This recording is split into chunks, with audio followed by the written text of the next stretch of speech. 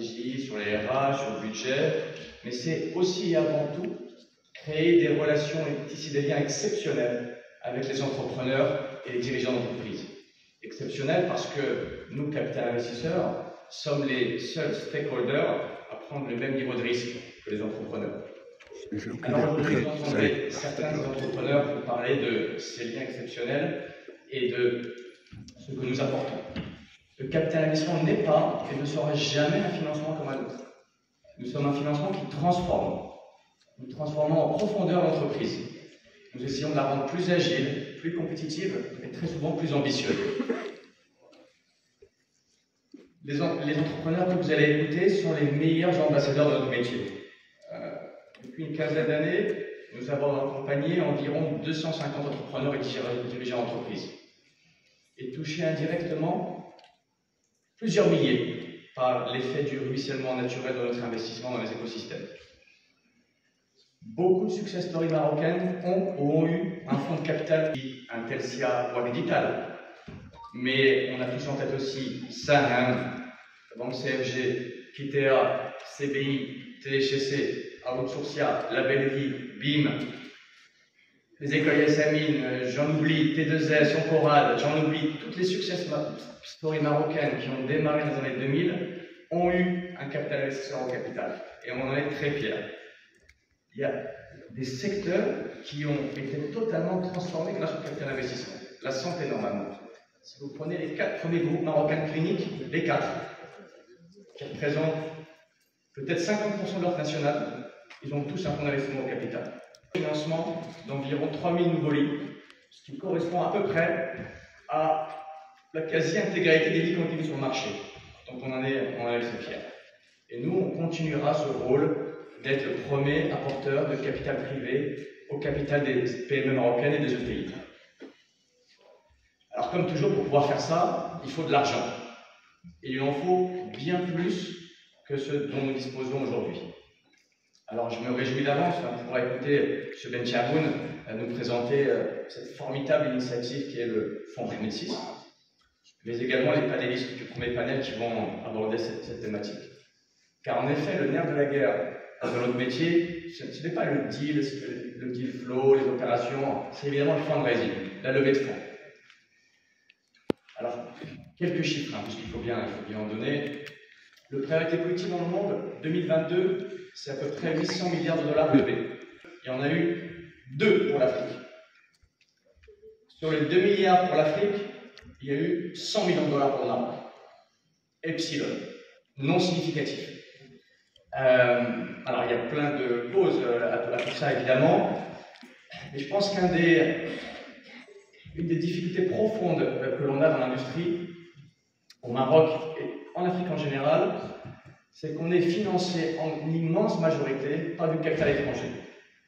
Majoritairement du capital étranger public, les DFI, et minoritairement du capital étranger privé. Le ratio, c'est 86-14 en 2022. 86 capital étranger, 14 capital local. Et 14% de capital local inclut l'Afrique du Sud, qui, elle, a un gros pack de capital local. Sur le reste des pays, on est en dessous des 10%. Donc évidemment, les TFI sont les principales sources de financement de la profession, que beaucoup d'entre nous ne seraient pas là aujourd'hui sans les TFI. C'est une évidence. Mais ce n'est pas soutenable, dans le sens où on ne peut pas avoir une stratégie nationale d'investissement, parce qu'il leur est évident, même pour eux, que les priorités des politiques publiques étrangères ne restent pas forcément tout le temps alignées avec les nôtres, au même moment. Et donc c'est ce qui s'est passé en 2022. En 2022, en Afrique, on a levé 2 milliards de dollars contre 4 milliards en 2021. 100 millions au Maroc contre 180 en 2021. La raison, elle est simple. Le Maroc, c'est pas divisé par 2. L'Afrique n'a pas été coupée en 2. C'est tout simplement que les politiques publiques étrangères en 2022 ont changé de priorité. Plus de ressources vers l'Europe de l'Est, à cause du conflit ukrainien évidemment. Plus de ressources vers la lutte contre le changement climatique, grosse priorité en Europe en ce moment. Et plus de moyens vers la lutte contre l'inflation. Donc du coup, nous, on en pâtit, avec beaucoup moins d'argent pour nous. Donc ce déséquilibre est totalement anormal et cela doit changer. Et pour ce faire, ce type de conférence est, je pense, un forum idéal. Et évidemment, il faudra qu'on améliore ensemble la communication entre nos investisseurs nationaux et nos sociétés de gestion. Il faut rétablir, ou pour certains, rétablir la confiance. En tout cas, côté capital investisseur, je pense que nous avons fait nos devoirs. Une immense majorité des sociétés de gestion sont désormais indépendantes.